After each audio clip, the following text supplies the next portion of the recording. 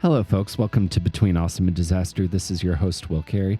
I appreciate you tuning in. I hope you are doing well. Thank you for being here. I know I have been everywhere else except on this podcast this summer. So I appreciate you coming back and showing me some grace as I continue to balance like all of the three main areas of my creativity, that being music, comedy, podcast, trying to juggle all of that and keep the brain capacity for my day job as well as my personal life is a lot. So I compartmentalized a little bit, but I will continue.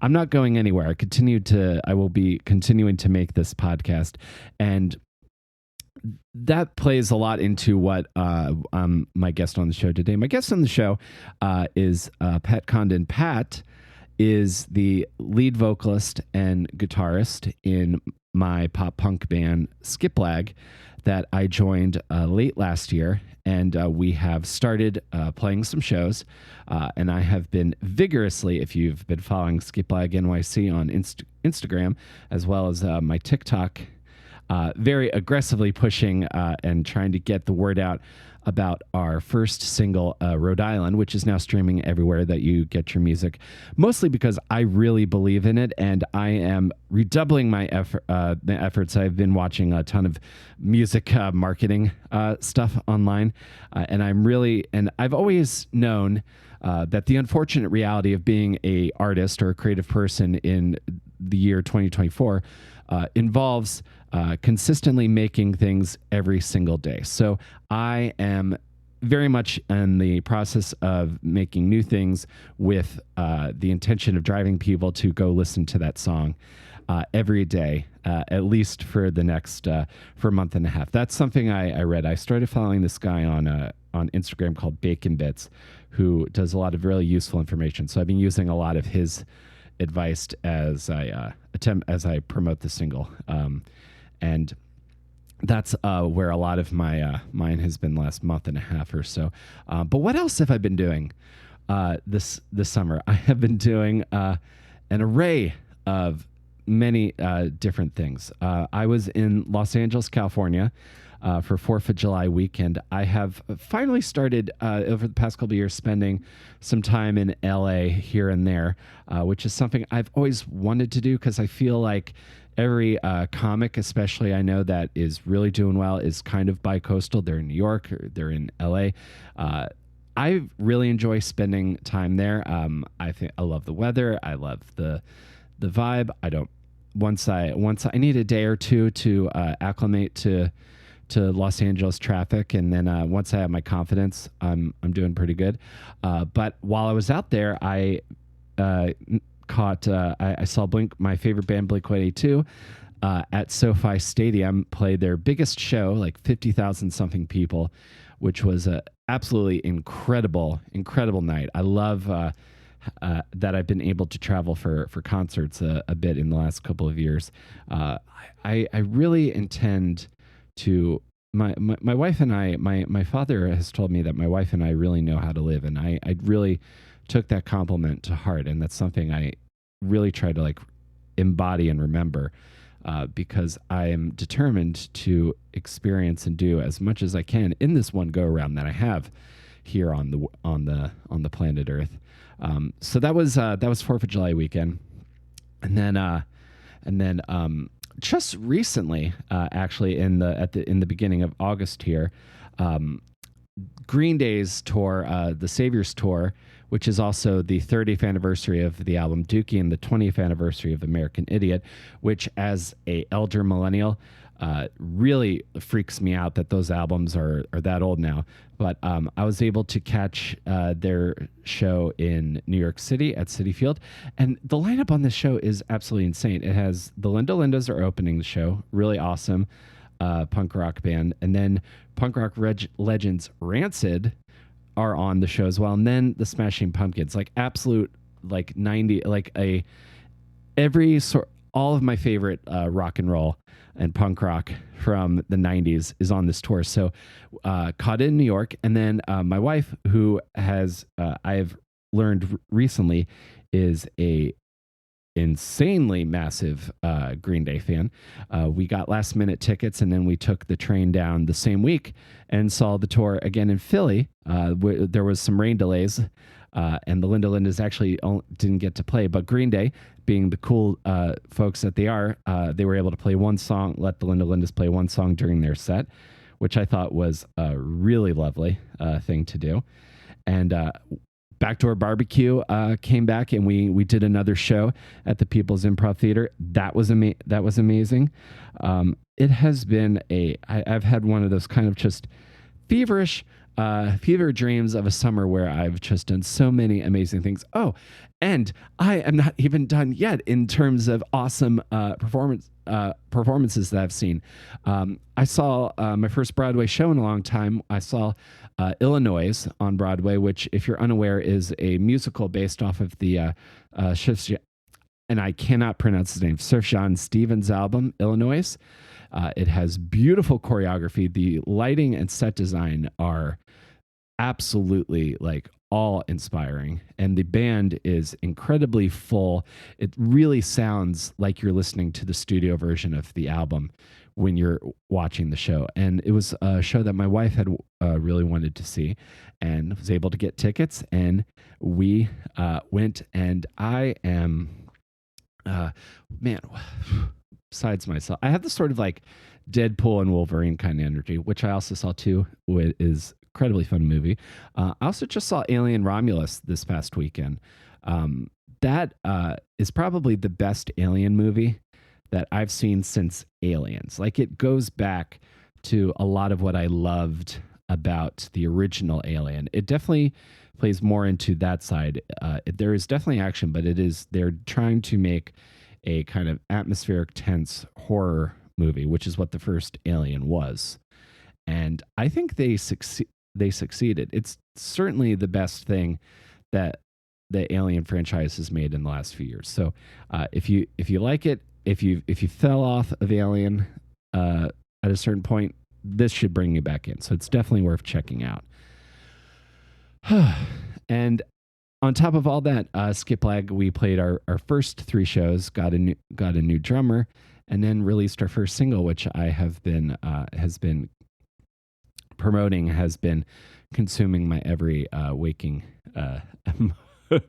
waking thought, is how to best promote that single, like talking about it right now, and then talking to my lead singer, which is going to be very exciting.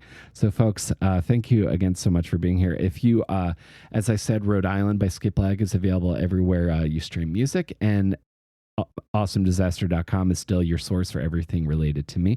And let's talk to Pat Condon.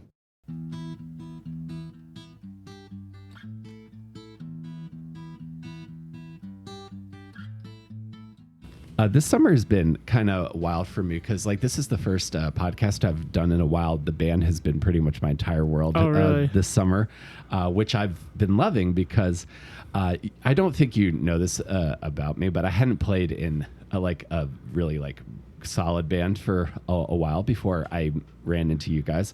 So this has been a great time for me. Awesome. I'm glad because I feel like that was like my high school band was very solid as far as like being a cover band and stuff. Mm-hmm. But when I moved to New York City, I was like, this is what makes me happy. And I was like, just to find other people, and having that rotating group of members was just like really frustrating for me. Yeah. And then I had a couple friends in the band that, we had to say, this just isn't working, but we can, still be friends. But I think we finally found like a really good group of guys that like no ego, just like to play music and are fairly creative. And we all play a part, and it's just like, it's blending together really good. So I'm really excited about it. Yeah. After our last show, my friend Thea, who's come to a couple of the shows, has even commented on like, you just seem like you're having a really good time with these guys. I was like, yeah, I am. There's not, because she and Chelsea have been party to like some of the more like, I'm not going to say toxic, but more like fraught interpersonal dynamics, because, and like, I feel like other people who play in bands will understand this more so, but like the amount of like just interpersonal like relationship skills that are required to keep like a 3 or 4 person band together. I could be the CEO. I could like write a CEO textbook or like give a TED talk, because there's so much like personality management. Absolutely. Like, and you think of like successful bands, right? And it's just like, you have to have the talent, you have to have the creativity to write songs, you have to be able to perform. But the biggest part that people leave out is that interpersonal relationship. Like there are some big egos in bands. There are big egos in music. People just have large personalities, and just to be able to like find that blend of people that like the same music as you, that are inspired to create something, kind of have a blend of different influences, but have a common goal to create that music. And then, you know, just be able to like the bacon bits he mentions all the time. It's about the hang. Like if you can hang out together, just be guys, like, or girls or whoever's in the band, like that's half of it. So, and I'm glad that Skip Lag, you know, found that. So, oh, exactly. And comedy is all about the hang as well. And I use like dude as like a gender neutral term for just like friend. Yes. That's my synonym for it, because I watched a lot of stuff that had 90s surfer slang, so everybody was dude back I'm in cool that, with dude. back Dude's in awesome. that day. So 100% there's so much of it is about the hang, because I would rather play with like average, like less talented musicians, like technically, but like solid people, than like a virtuoso who I can't stand being around. And everything that goes into just even like the littlest victory of like playing cover songs at like your hometown bar, is everything that goes into just something like that is amazing. So I look at like Slipknot, I have no idea how they have stayed together for 25 years. Yeah, it's crazy the amount of members that go into that band. And believe it or not, I actually saw them last night, and I was like, you went to that? I went to the MSG show, and I was like, I love Knock Loose. Like I like to get a little heavy once in a while, and I like Slipknot. It was interesting because I didn't know what to expect. It was the 25th anniversary of their first album. Yeah. And they played just that, but I was just in awe of like how many guys go into that band. And I know Corey Taylor's a big personality, but he's like he's about the final product, and I think, you know, people buy into that. So like you said, they're amazing. Very impressive. Yeah, like such an incredible live show. Like the fact that they played Scissors for the first time live in like 20 years. It's crazy. That looked like an insane show. A couple friends of mine were at that as well. Did they? Yeah, it was absurd. Yeah, Knocked Loose was great too, but yeah, Slipknot, just seeing everybody and all their parts and the kegs, and it's crazy. We should have some kegs. We should on stage. You just should like get random keg. Yeah, random keg in the corner. Help David out with a little bit more bass. We'll write a heavy song, and exactly. That's a genius idea. So you were in a cover band originally. That was when was that? Was that college, high school? So it was in high school. Like okay. Yeah, back in high school. It was kind of funny. I played baseball, Babe Ruth League, and I met a couple of brothers, and they're like, hey, we love music. And I was like, well, I do too. I was like, hey, I see you wore a Nirvana sweatshirt to the baseball game. And we just kind of hit it off. And we had a couple of drummers, and then we asked my best friend, Tim, who, he's one of my best friends still. We talk to this day. But, we go way back. We used to beg bars to play shows, let our friends in to see us, even though they were way underage. But it was definitely a funny time thinking about back on it now. But like I said before, we had the greatest time, and even playing cover songs that we loved. It was like, 90s alternative, some grunge, some early 2000s punk. We had a blast. Yeah. Like, so what years was this? What years were you in high school? Let's see. I was in high school from 2013 to 2016. So a lot of shows we played like 2014, 2015. Okay. Right in there. Yeah. Right. So I'm trying to think like where like the pulse of like alternative music it was at that time. Because I know 2010s are all about the sort of like more like like heart on your sleeve kind of pop punk, that sort of like Real Friends, Definitely. Story of the Year Yeah. style. So lots of like earnest, like emotional lyrics, Medzingers, like that kind of scene, as well as like I feel like 90s alternative never dies. Everyone wants to hear Wonderwall. Yeah. You never. So I'm curious to ask you, like in a cover band environment, I'm curious, like what was some of your like biggest challenges?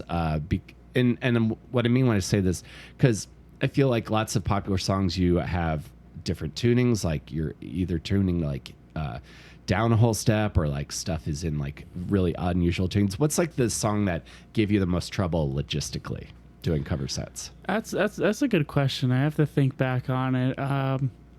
Sometimes I know we played Spoon Man by Soundgarden. Which is in drop B, right? Yeah, it's low. Yeah, so we didn't end up doing the drop B. We just did a drop D, and it turned out fine. But it was kind of funny because with the tuning live and rhythmically, like there was one part where I just couldn't get it down, and everybody else had it down, and I was like, it was silly, but Spoon Man by Soundgarden. But once we got it down, we were good to go, but that one did take a while. Yeah, that's because that one also has like a very like interesting kind of riff. That's not just like a straight 4 on the floor. No, it's very syncopated, and I was like, there was just something tripping me up, and I'm like, we're all half decent musicians, and everybody else has got it, and I'm like, and the drop D, but yeah, it was fun. Yeah, we didn't mess around too much with tunings because of the fact that like, we're like, okay, this might be a little bit more difficult, and especially live, and we're young kids. We don't have that many guitars to bring to the to the gig. Sure, yeah. It's like you got your one beater, it's your first or second guitar. You're like, yeah, but that was probably the one song that did it. I remember. I'm trying to think back here, because I feel like every era of high school has like the song that everybody who plays guitar like plays to like impress friends, impress girls, or whatever. Was there one of those for you? Like if you had like your acoustic in the hallway, what were you playing to like bring people around? That's a good question. Because I'm trying to think, like where I'm from, like we had a lot of bonfires and stuff, so like we'd always play by the campfire once in a while. But I remember I would just be noodling, no one would be paying attention. But I know it's like cliche, but I'd start playing like all the small things. Like I'd just be noodling around, and then I'm like, all right, this is my go-to, and people would be like start singing at the bonfire. So that's probably one of the ones. Nice. That's a classic. Yeah, and Smells Like Teen Spirit. My dad had heard that song so much growing up. I feel so bad. It's like permanently ingrained. Great song, but man, I played that 4 times a day, every single day. I don't think he cares if he ever hears that again. Nirvana fan, but he's like, I can skip out on that song. So that's probably one of the other ones. Sure. Too. I mean, amazing song, but I've just heard it so much that I don't need to. I don't need to like choose to listen to it, because I just know I'm going to hear it somehow. You're going to hear it somewhere. Or I'm going to like play it around, just like jamming out. Yeah. The song for me when I was in high school, because I was a theater kid, so like we would always like be at rehearsal, and I'd have my guitar with me to like noodle around in between, like during breaks, or like if I didn't have a scene for a while. The big one, well, I never tried to like be technically impressive like some of the other guys, but so the big thing for most of my guitar friends was Dave Matthews Band songs, because he was a really interesting acoustic guitar player. And so it was always Crash Into Me or Satellite. And I was like in the midst of my like pop punk new metal phase. So I would be like playing like Outside or Epiphany by Stained. I was like I was really into Stained. Stained was awesome. For a little while. They had some really that album, like Break the Cycle to 14 Shades of Grey. Those had some very, very cool songs. I don't agree with Aaron Lewis's politics nowadays. Yeah, he's crazy, but he is a great singer and songwriter. Yeah. There was like those riffs were just like, it was like I feel like that was my first exposure to sort of like 0-1 riffing. Okay. I like to call it like kind of like binary riffing. Yeah. And then, but for you, Nirvana is like ground zero for you as like a person that's into music. Yeah, I think that was ground zero. I mean, I think that was the first band I really like clung to. Like I grew up, my dad was big into like hair metal and even like, you know, a little bit more like, you know, thrash metal with Metallica, Megadeth, that kind of thing. So that's what I grew up on. And my dad wasn't super into the grunge scene, super into Nirvana, but that I think, you know, he had so many CDs that I used to just grab one and I clung on to Nirvana. I was like, this is so cool. Like I just loved the way Kurt wrote and sang, and it was just simple riffs. And I think, you know, that was ground zero for me. And then I kind of branched out from there and kind of created my own taste of music, because I was like, love Guns N' Roses, love AC/DC, love all that stuff, and it's great. But it was just kind of nice because I felt like Nirvana was obviously a lot different than that, and that kind of branched me into other music that, you know, that I like today. I feel like most bands are influenced by, a lot of bands, I won't say most, but I'll say a lot of bands are influenced by Nirvana in some way, shape, or form. So yeah, and nowadays, especially because there's something that you can grab and hold on to, regardless of whatever like your home base of music is, because Nirvana, like Kurt, like embodied so much different styles of popular music, but at the core of him is a solid pop songwriter. Yeah, even if he's doing like super screamy, screechy punk, if he's doing like more like kind of like metally riffing, if he's doing more like just straight up 4-chord kind of a pop rock song, all of that is within him. So you can pull in like the metalheads, you can pull in the punk rockers, and you can pull in normies, because at the end of the day there's a chorus that people can gravitate to, like 100%. Like him, to me, like I feel like Nirvana, and obviously he's very influenced by the Beatles. Like if you just start learning some of those songs, you'll learn like the basics of music, because it's all there. Like everything, like how to write catchy songs is in those two people. Yeah, I feel like, yeah, like you hit it on the nail, especially with Beatles and Nirvana. You learn those chords, and you learn how to play those songs, and then you're like, let me try to write my own song. And that's kind of what I did for a little bit. I mean, you know, I feel like most of my early songwriting, when I tried to write songs with my high school cover band, which didn't come out the best, but they're songs nonetheless, as I took a lot from Nirvana. And I was like, okay, like Drain You, it's like very simple chords, it's very poppy song, very like punchy song. And I think you just start by learning chords of your favorite songs, and then kind of make them your own. And I feel like that's the most exciting thing about songwriting is, you know, it's okay. You're not copying people to an extent. You're using it as a tool, and that's the most fun part to me. Yeah, I absolutely agree with that, because I've learned, like in learning songs, and the most prominent example is like we're covering that Front Bottom song, and I learned how to do like a little that bass run, and I've thrown that in a few other places. I'm like, oh, so this is a thing that you can do, like this that descending thing sounds good. And similarly, yeah, that's not copying, that's just learning the technique from a song, which is very different from if you were to just like copy the chords and the melody to a song. That's a very different thing. You're from Syracuse originally? The Syracuse area, Finger Lakes region. I'm originally from Elmira, New York, a small town upstate. Kind of middle of the nowhere compared to obviously New York City. Sure. Not a lot to do, but played sports growing up. Did, you know, the basic suburban thing, but then you know, I wanted to differentiate myself, and I always loved music, and eventually joined a band, which was awesome because there wasn't much else to do up there. So when I've driven through upstate before on like my way to Montreal or Buffalo, and like when I'm going through those like long stretches through the mountains, like I guess I think 81 is the highway, and beautiful scenery. But as I'm looking around as I'm driving, I'm like, what else is here? Like what is there anything if I go off left or right? Like it looks just so barren to me, like once you get up north of Westchester. It really is. And I laugh because, you know, being in New York City now, we always make the joke like, where does upstate New York start? And then people are talking about all these beautiful places, and I don't get to the Hudson Valley very much, but it is beautiful up there. But they always forget central and western New York, the real gritty New York. And it's like, exactly, it's awesome, but a lot of people don't know about it. A lot of people don't know about a lot of the area because there's not much to do. Right. Like once you like in between like Buffalo and like Scranton, like there's just, that's literally where I'm from, like smack dab between Buffalo and Scranton, right there.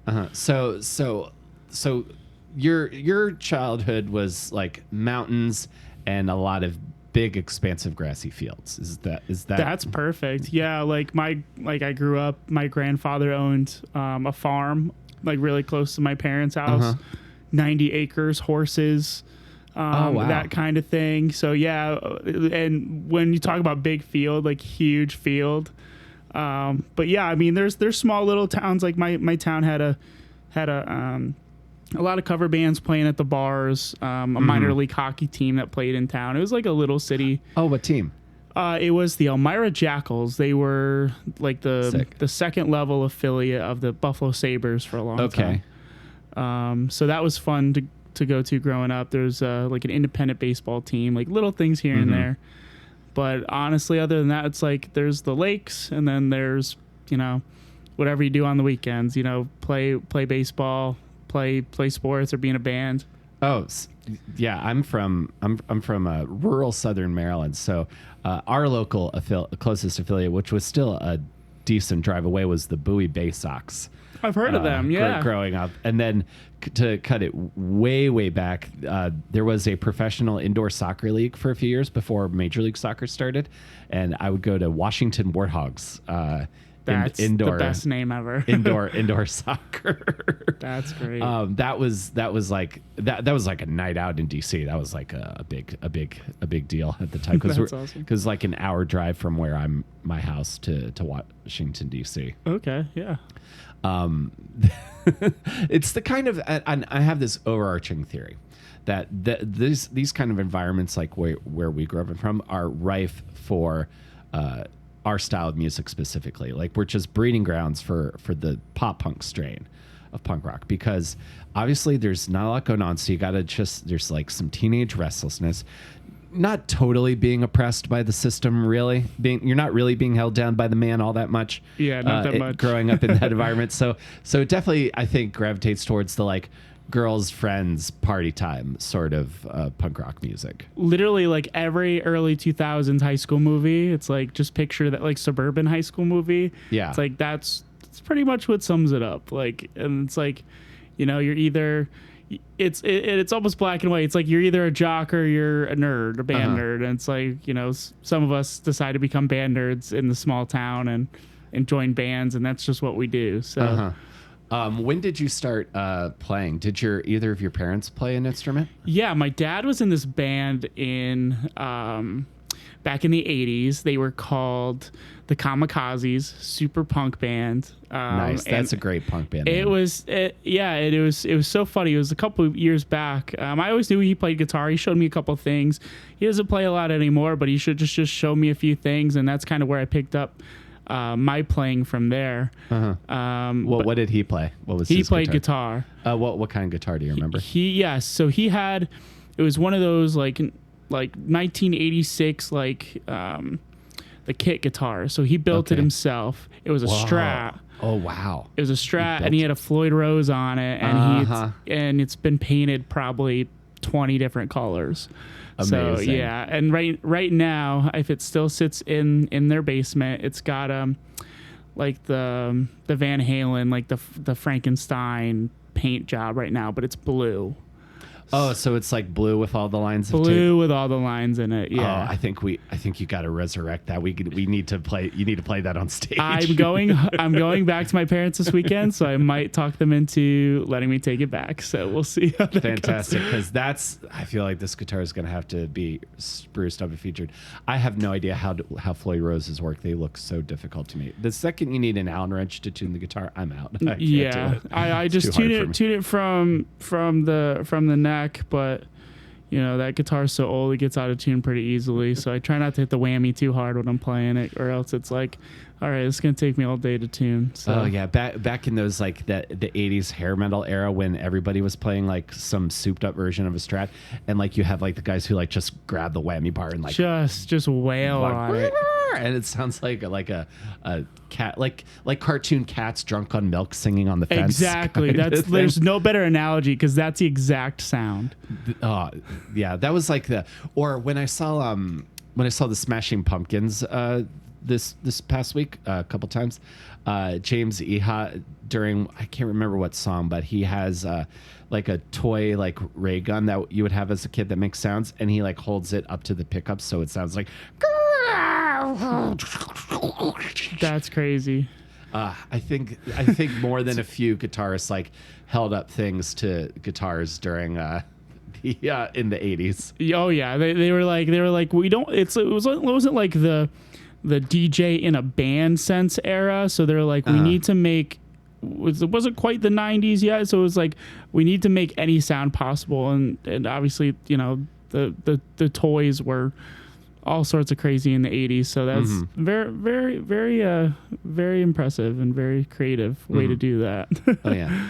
So you were a baseball guy, and then you became you were a music guy as well. Yeah, I was kind of a sports in general. I had a weird high school experience because I felt like, I don't fit in. But no, it's like it was kind of true because like, I played sports, so I had like friends playing sports, but I also like, a lot of them were listening to rap and hip hop and all that kind of stuff, and I have an appreciation for a lot more of that music now as I got older. But it's like when I was in high school, I was like, I want to wear holes in my jeans, and I want to wear flannels, and I want to wear my Nirvana t-shirt. And I just like, but I also went to basketball practice every day. So it was just like, I was in this and I was in the band. I played trumpet in the high school band, and it was just like, I was in a bunch. I had a lot of different friends, which was cool. I was in a lot of different groups, but at the same time, I was like, I feel like, a lot of people don't necessarily understand me because I'm so like, I'm not a chameleon, but I just like to do a lot of different things. But I think my passion ultimately been like, it's like, I don't want to go to college for sports. I'm not that good. But I love playing the guitar, and I love being in a band. And when I was in a band with those guys in high school, I was like, this is what I love. Like whether I do this for work or as my hobby, like whatever it is, as long as I go in life, like I never want to stop doing that. Yeah, you don't fall into a box. Like there's nothing that applies all of the traits of a particular like interest to you. And I think sometimes people that the instinct that I think humans have to want to compartmentalize people gets frustrated when you do when stuff like that. Because similarly, I was a theater kid. I was also into like punk and skateboard music. I had a weird juggalo phase for a little while. It was it was very hard to define yourself, because I was kind of like, and I was trying to build a personality through stuff that I was into. Now I'm very much settled in myself as an older guy now, so I'm feeling pretty good about a lot of things. So you get out of high school, and did you go to college? Where'd you go? I did go to college. I went to Seton Hall University in South Orange, New Jersey, right outside of Newark. So I went there for 4 years. Obviously, Sweet. Graduated right at the start of the pandemic. You graduated at the start of the pandemic. Yeah, so literally I got so lucky. So I had all my classes done December of 2019, and all I needed was an internship for 2020 to graduate in the spring. So I had an internship from January to March, and then they're like, on March 31st, you need to go home. I was like, oh shoot. For how long? For how long? 2 weeks? That we were so optimistic. We were so optimistic. And then I still had like 3 months left on my lease in Jersey, and they let me get out of it scot-free. I moved back in with the old parents, but I know a lot of people did. But absolutely. That would have been my move if I was in that situation at that time. I'm not throwing away rent. Crazy. It was craziness. But I got out of the lease, scot-free, which was great. Nice. Moved back home for, probably around a year, and figured out life from there. So I'm curious what this is like, because again, every now and then I have reminders that I am much older than you. Not in a bad way. It's just, or like am I dying way. It's just it's just funny to me because we get along so well, just like most of the, like all the time anyway. So it's just little moments like that, and they're like, oh shit. So I was like trying to salvage my wedding at the same time that Pat was graduating college. And then like to think of like, okay, 2014, 2013. Okay, so I graduated high school in 2004. So I'm so curious because that was a fucking weird time. Yeah. Like I don't know exactly what your mental state was at the time, but I was like low key thinking the world might be ending. And this could just be like the slow decline. Because I read a lot of history, so I know about like the Black Plague and like this like 1918 flu, all of this stuff. So you get out of this lease, you retreat back to Elmira, and where are you at as you're back in your? I'm assuming you're back in your childhood bedroom. Back in my childhood bedroom, playing guitar every day because that's what I could do without seeing people. Playing Xbox every day. I was literally playing like Madden, Call of Duty, you know, the basic. And you do that for a week or two and you're like, what else is there? Because it was funny because my parents both work in the food industry. My dad has a sales rep and my mother is an accountant. So they were technically essential workers. Right. So I was like home all day alone, not seeing anybody. I was going to the liquor store twice a week to get, that's what we did. We just went, they came home. I got all excited. I probably made dinner for them half the time. And then we'd all turn on the news and drink. And then we'd just hang out and have a good time. Like that was like every night. It was just this Groundhog Day of just drinking and eating good. I was going to the grocery store. I was running all the errands. But it's funny because a lot of people, like, you know, they weren't necessarily essential workers. So a lot of people were just hanging out and getting sick of each other all the time. And I was like a little puppy dog when my parents came home. I'm like, yeah, you're home. It's time for dinner. It's all made. Good to see you. It was what would so you funny. make? I was getting so creative. I was like, I remember my big thing, and it was like a weekly thing, is I made fajitas, and when I went to the liquor store, I was like, I hate margarita mix. I was like, I'm going to make my own margarita mix. I did the simple sugar, heated it up, did the whole thing, and I was squeezing limes. Well, I was like, I had bought 30 limes, and I'm just squeezing, and I swear to this day, it was the best margaritas I've ever had, and I made those. Oh, amazing. I was making pizzas. I even did, since I was going to the liquor store anyway, I was doing beer battered onion rings one time with Guinness beer battered, and they were delicious. And I was getting so creative. I hate to cook now mostly because I never have the time to do that stuff. Right. But during the pandemic, I was like Guy Fieri in there. It was so much fun. That's all right. Chelsea got real into she got really into like she did do the bread for a little while. Yep. Made a couple pretty solid sourdoughs. And I just dived into doing this podcast. Like I was doing like 3 episodes a week. I was like every single day. And what was really great is like so many bands were not on tour, so a lot of people were available. They were all available. Everyone was. Yeah. There's a part of me that kind of I know it's a horrible thing for the world to go through, but there is a part of me that's like, I'm handling this a lot better than I feel like I should be. Same. You know what I mean? Same. Because similarly, I had my guitars, I had like computer, like I had no, like the day job was a pretty seamless transition. Like I was so fucking lucky because if the pandemic hit, like when I first was in New York, when I was living with an exotic dancer in Sunset Park, in a illegally split apartment with a cat who had attacked me, and was stringing together like extra work on Law and Order with like random temp jobs here and there, I probably would have had to go move back in with my parents. Oh man. we're definitely gonna have to dive into that whole situation. That sounds insane. That was like in my like really turbulent like wild times when I first moved in the city. That was like I moved here in and this will be a good thing to talk about how you get to the city as well. I moved here in 2010. I graduated college 2008. Okay. So I was kind of like just work. I was trying to save money for a few years. I was doing stand up I was doing stand up every week. I was getting like acting jobs here and there. And I was living in Baltimore in Towson, had pretty reasonable rent at the time. And I quit my job at Target to get like a shitty call center job that like gave me like anxiety, stress because I was just trying to save money. And then I moved to New York and was like all in on stand up for like the first 10 years I was here. That's awesome. It was debaucherous. And then that living situation ended when the cops kicked my door down because goodness. to do a mental health check on her. It was an issue. Yeah, sounds.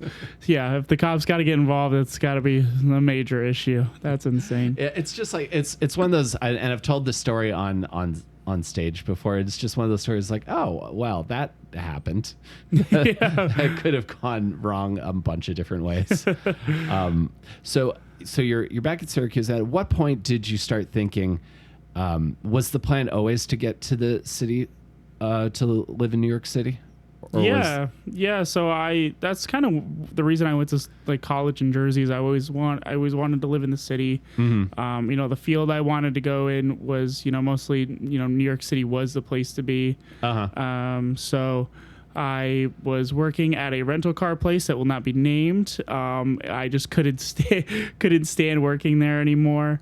And then I was applying to jobs. Yeah, during the pandemic there was a car shortage, so like. Mm-hmm.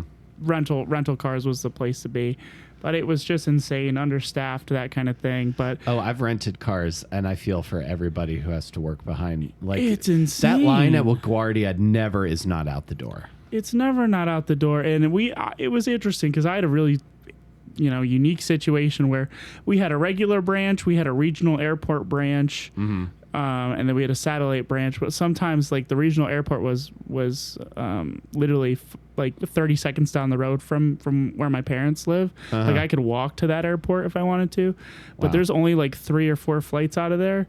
And how many people worked at the airport rental car place? One at a time. So I was washing cars and renting the cars out, and I'd have 25 in a day that I would have to give out, and it was just madness. That sounds insane. At the same time that you have to wash all of these cars. Yeah, I have to take them across the street to the garage over there, wash them, bring them back, and there's 25 at a time. So anytime there was a gap in between my work, hopefully at least an hour between reservations, I would run, wash the cars, try to bring like 3 or 4 if I can. Yeah, just craziness. So I couldn't work there anymore. And I finally found a job in the city, and I was literally working at the airport at the time when they gave me the call, and they were like, "You got the job," and I was like, "Yay, I get to move to New York!" And I was literally in like the break room doing like the funny little dance that everybody does when they're excited, and I was like, that was the best day of renting cars ever, because I just knew that for not much longer I didn't have to do it. So that's kind of the start of everything from there. That's awesome. And so you moved to say not too long then, if it's I've only been in New York for 3 years. Mm-hmm. Mostly in Harlem. I just moved to the Upper East Side. But yeah, I love it here. New York's the best city in the world. I know that's cliche, but it really is. Most opportunities, like there's amazing people here, and I wouldn't say never, because never's not anything, but never is never all true all the time. But for a long time, I don't want to leave this place. So. Same. Like this is, I don't want to be anywhere else. This is like my favorite place to be. If I was gonna move somewhere else, I'd probably have to maybe either go bi-coastal or go international. That's where I 100% agree with you. I got to be near the beach if I'm gonna move from New York. Bi-coastal sounds great. California strikes me once in a while, and I haven't been too many places overseas, but yeah, somewhere near the beach for sure. Yeah. Well, fortunately, we've got some pretty good beaches. Great beaches in New York. You know, I have enjoyed taking the occasional ferry out to the Rockaways, but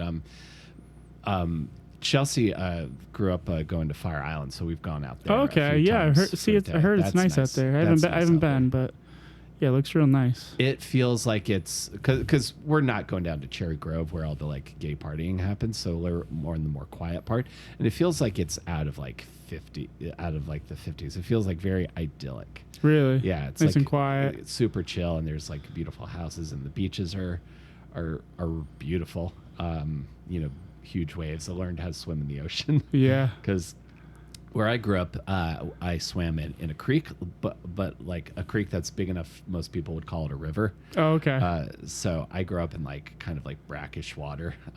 Well, not brackish, but like kind of like not super crystal clean water. Yeah.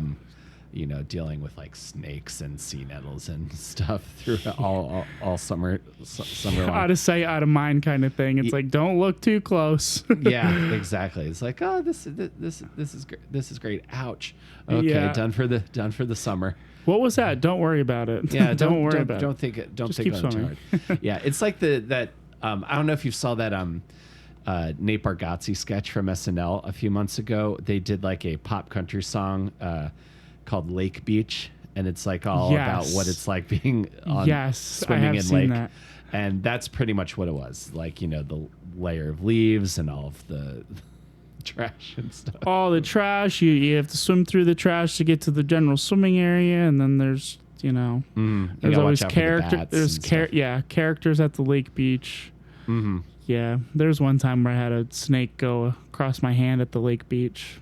Oh my God. I was like laying on a float, and it literally came across my hand, and I've never flung something so far in my life. It was literally at my friend's house, our family friends, and I was like, I'm not gonna make a big deal out of this, but I'm getting out of the water, and everybody saw it happen. So I was like, I was like, I'm just getting out. Everybody else chill. I was like, I'm not gonna make a big deal. Yeah. It's also like, what the fuck? Right.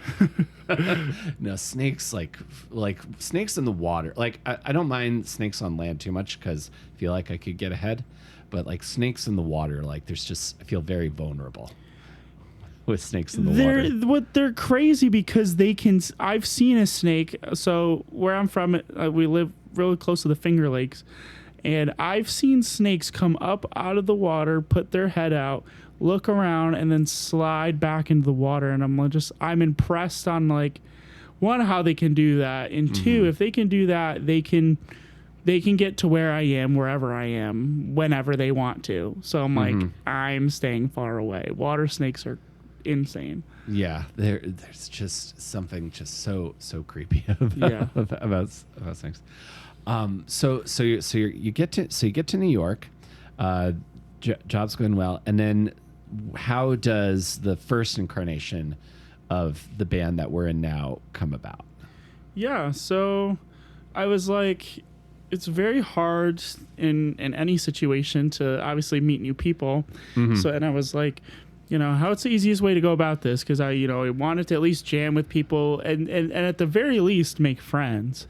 Yeah, adult friendship is hard. It's really hard. It's like, it's like you have these strong relationships with people ever since you're growing up, and then college gives you this sense of commonality, and then in the adult world, it's like, you have your work friends, and then you're like, well, how do I meet people? And some people just aren't super outgoing, and it's like. And that's okay. It doesn't mean they're not friendly. So I was just like, how do I go about this? But, Facebook. I was like on Facebook. I joined one of those music groups, and Kevin Venturino, who's in the band, plays guitar in Skiplag. He was like, he posted, hey, I play pop punk music, looking to create a band. And I messaged him back. We just hit it off. I went to his apartment in Brooklyn a couple of times, just jammed, and we were like, hey, do we want to do something else with this? Do we want to make this bigger? He's like, yeah, I'll invite, my drummer from high school, and we'll just kind of see how it goes. And that's pretty much how it all started right from there. And that was literally 3 years ago when I first moved here. Probably first couple months is when I messaged Kevin. it's a very, very 21st century, band formation, but it was a cool way to do it. And, it's been pretty organic ever since. Yeah. Because I know you guys have like cycled through a few different like incarnations and lineups, and before we became this like Skiplag, this version of the band with Yumi, Kevin, and David. Had you guys gigged a lot before that? Not a lot. So we kind of had it was an interesting revolving door to start with. So we had Kevin's high school drummer, and really nice guy, okay drummer, but you could just tell like his heart wasn't in it. Like we were like, I was like, Kevin, like Tommy's cool, but like we'll figure it out. And he's like, yeah, like we'll see if he's into it. And then eventually Kevin's like, let's not message him and see if he ever replies. And he just never asked us about rehearsal again or anything else. I'm like, I think that's a sure sign that he does. I don't think he wants to do it. So sure. We just kind of had some tryouts. My good friend, Jonathan Brooks, still one of my best friends to this day, played bass with us for a while. Again, tried out some drummers from there. He had a lot going on. With extra other activities and other things going on, life gets in the way. So, yeah, it sure does. Couldn't join the band or couldn't keep going with the band anymore. But, that brought us you, Will, which is, we're obviously love to have you and glad you're part of this band. And then, we eventually found David, but didn't really gig a lot, before this formation, of Skiplag. But I think, this is the only formation of Skiplag, formerly known as Destination Moon. But Skiplag, I think, is the best, obviously, formation of musicians that we have. And going forward, we're going to obviously play a lot of gigs. So excited for that. Oh, yeah. And I'm super stoked to be here. Like, I decided, like, I really wanted to play music, but there was a very specific thing I was looking for and what I wanted to do, and I found it with awesome. With you dudes. Like when you first, because I think I sent you my old band that I played bass in, as well as my like acoustic EP I recorded in here. Just something I wanted to do during lockdown. Yeah. And like to hear like some compliments on my songwriting was like very encouraging, and to come in and like, because you guys had this like great treasure trove of songs like that were all ready to go, and so those were really fun to like start learning how to play and start really like putting my own spin on. Yeah, absolutely. I feel like joining a band is very interesting and something, it's almost like you're learning their songs, so you're in like you're doing like a cover. Almost, you're learning the structure of the song, but then you get to put your own flavor and twist on it, and then it becomes, the old lineup. It's like they have their one version, but with Will, it's like it sounds like this, and we're like, we love the way this sounds. And obviously, the idea of, obviously you write a lot of music, and I write music too. It's like just to put, because it was a lot of the songwriting was on me, so it's like, and I don't mind writing songs, but I just feel like having two creative people that, like to write, and then just putting it all together in this band, like we said before, that's a good cohesive unit and is open-minded and creative. Like there's nothing that can stop us after that. We'll just write good music that we love to play, and eventually play it for our friends and hopefully some strangers very soon. So yeah, and this was my first time joining something that was kind of already going. So that was refreshing for me, because I had previous incarnations like put a lot on myself to try to like find people, and then I just like, well, maybe I don't have to do that. And I've also learned over the years how to be a much more effective collaborator, and like more open to people's suggestions. So I feel like I'm bringing the best version of myself to the band right now too, which is very exciting. And similarly, like the takes, like you and Kevin's flourishes on the song I've brought in, Nothing Is Everything, like gives it like a very like the early November sort of feel. Like there's a more moodiness to it, because I very much like when I write songs, like, okay, this is this part clean, this is this part distortion, right? So like I'm just now learning about like stacking like distorted tones. Like there's clean, then there's kind of clean, then there's dirty clean, then there's like edge breakup clean. Right. So I feel like those flourishes, especially in the bridge, I think are really make that part really solid. I appreciate that. Yeah, I feel like this search for like perfect tone that all guitar players have. It's like I'm kind of going through that right now with pedals and all that fun stuff. But I feel like with that song, I could really I was like, oh, this is the tone I was looking for. I was like, this is the tone that I wanted. And once I found that, I was like, it was nice to see that song go from something that you wrote mostly like an acoustic recording and like a garage band recording to like a full live band. And it's such a fun song to play live. So I can't wait to obviously get more of your songs out there and collaborate and do some jamming. So I appreciate that, man. And similarly, I feel like we gotta come in here. We got to talk about the current single, which I feel like I've annoyed you guys so much by tagging you every other day. But the song I really want to talk about while I've got you here is Skip Like's current debut single, which is Rhode Island. Yeah, so I love playing that song, and it's a corny love song, but it's about somebody very special. And I think with a lot of songs that just come to me like that, and I feel like this one was like the one I was most proud of. I probably wrote this song in like 15 minutes. Some of the best songs are like that. They just come to you. And it just came to me, and it's like the words came, and it's like, and it comes from just like noodling around on the guitar. I'm like, how does this band make like this sound? And I was just like, I didn't want a regular power chord. I was like, I wanted something else.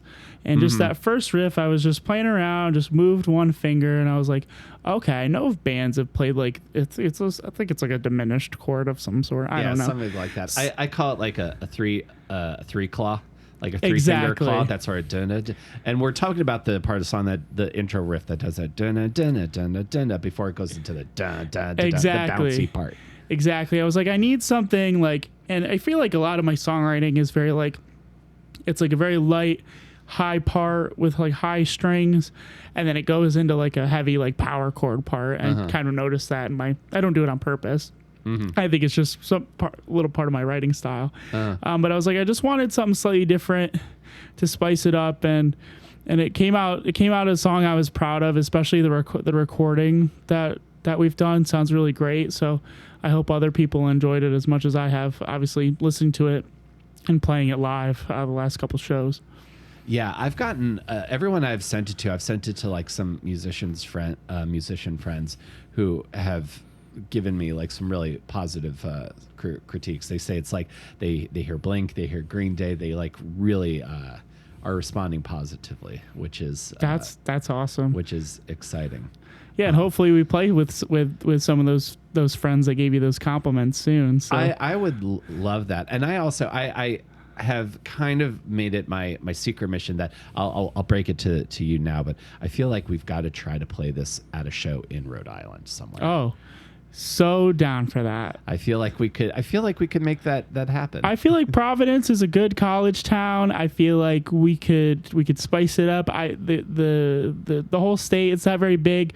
We can get everybody in there. I think that they'd love it for sure. Yeah. I think that would be pretty cool. I also had I haven't found their email yet, but there's a soccer team in Rhode Island called Rhode Island FC, and I think I'm going to just start adding them on things and be like, hey, we should collaborate somehow. We got this great song. Yeah, not sure what it's going to look like, halftime show maybe, but like let us know what we can do. That'd be so awesome. Dude, I'm super excited. Well, that song is an absolute banger, which is streaming everywhere now. And I'm curious, what are some ideas that you want to do next for the band? Let's plan out our next couple months here. For the listeners. Yeah, absolutely. So definitely have some recording on the docket. Definitely we have, that the single's been out for a decent amount of time. Definitely want to record and hopefully get some new music out to the folks. Definitely continue to play shows. I think it's fun to continue to get our songs in people's heads and just share it. Like skip lagging is an experience. I feel like playing shows is an experience, and have people continue to obviously see us live, and then hopefully when we have that stuff out, they can listen to even more music on Spotify or wherever you get your music, that kind of thing. So playing shows, recording, and above all, Skip Lag's going to obviously continue to have a good time and go from there. Absolutely, and that's I think our priorities. And I feel like this with Kevin and David as well. I feel like number one, everyone's wants to have fun, and that's I think the most important thing. Because otherwise, why would we? Yeah, why?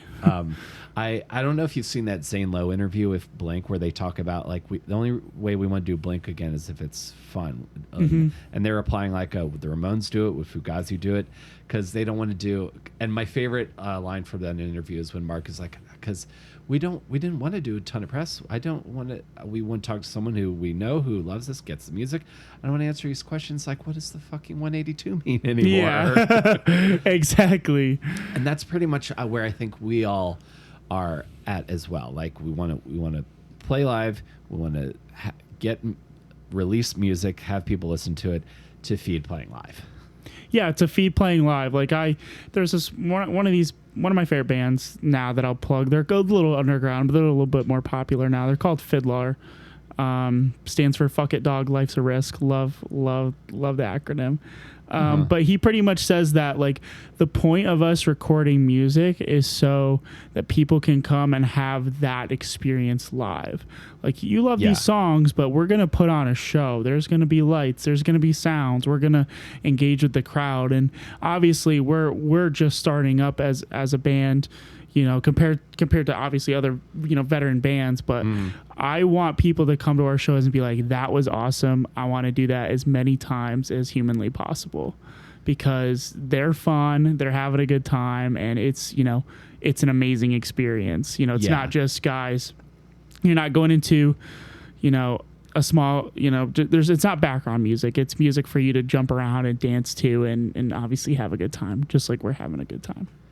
100%, dude. I'm really excited for what we're going to do next, and I'm just busting with ideas, busting with creativity. Very excited to get in to this rehearsal space and keep working on stuff and keep churning out my funny little me videos. Absolutely. And shout out to Will on the social media. He's been killing it. Memes are great. The morale is high on the social media. It's been a lot of fun introducing guys to the band. Very creative with the music videos and everything. So us that are a little bit more technologically either lazy or lacking in that area, Will's killing it. So and I feel like you fill in on a lot of parts that I really appreciate you saying that, by the way. But I think you similarly fill in a lot of parts that I lack in as well, as far as like the charting, like our like the size of the shows we play, like emailing people. People I feel like don't understand how much being any kind of artist is just emailing people constantly. So I appreciate you guys, you and Kevin for that stuff. Of course, yeah. Like half of it's just like saying, "Hey, this is what we do. We're cool. We will help your venue," because as unfortunate it is, it's just a fact of life. Everything comes down to obviously money, but these venues, they want to put bands in there to make money. So it's like, we'll help you. We'll have a great time, and just send in those emails and getting shows. So hopefully we get some stuff out to the people very soon as far as some new dates for some new shows. Hopefully some maybe even different venues that people haven't been to before. And we'll pack the house again. Absolutely, dude. I love playing with you guys. I love that I've met you guys and we're becoming like friends in addition to the band. And similarly, like I mean earlier, like I'm very excited about the vibes that are like everything is passing the vibes test. So yeah. I'm very excited to have met you guys and to keep making music with you. So what else can we plug before we get out here? So our first single, Rhode Island, is available wherever you stream your your music, and you can follow the hilarious Skiplag Instagram, Skiplag NYC. What else of yours can we plug, Pat? Yeah, so I mean, we have the music video, the Yes. Rhode Island music video on YouTube. Yes. That is out right now that Will produced. Really cool video, so check that out on YouTube. I think that's it. Just more to come. Pay attention to this social media. We have a TikTok. I think that's Skiplag NYC. That's Skiplag NYC as well. Yeah, so Skiplag NYC on TikTok, Skiplag NYC on Instagram. And just look out for some more shows, recording some music, hopefully to get that out there. You'll see that on the socials. And then we'll hopefully see you at a New York City music venue very soon. Yes, we like to have fun, and we like to make sure people come to see us have fun. So that's going to be awesome. Thanks for doing this, Pat. I really appreciate it. Yeah, thanks, Will. Thanks for having me.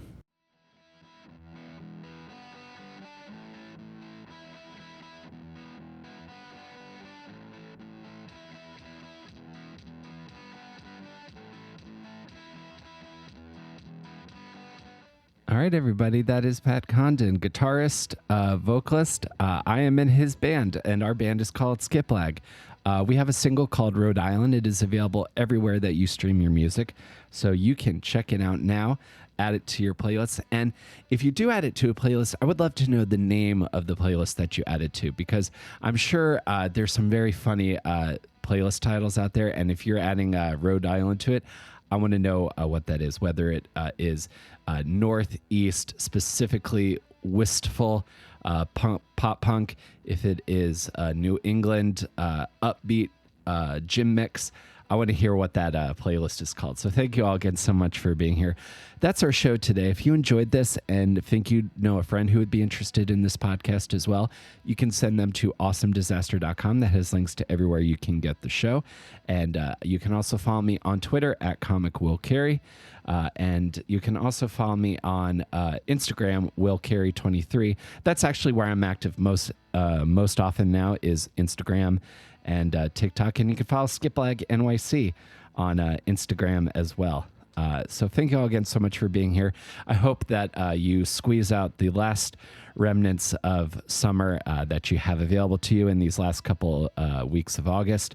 Get yourself some, get a snow cone, get some beach in, get an outdoor movie in, do something to encapsulate that summer joy. See an outdoor show, which I'm doing later this week. Because I go to so many concerts. Oh my gosh, been to a ton, but we'll be going to the Gaslight Anthem later this week in Central Park. That should be really cool. So thank you all again so much for being here, and I will see you next time between Awesome and Disaster. Take care, everybody.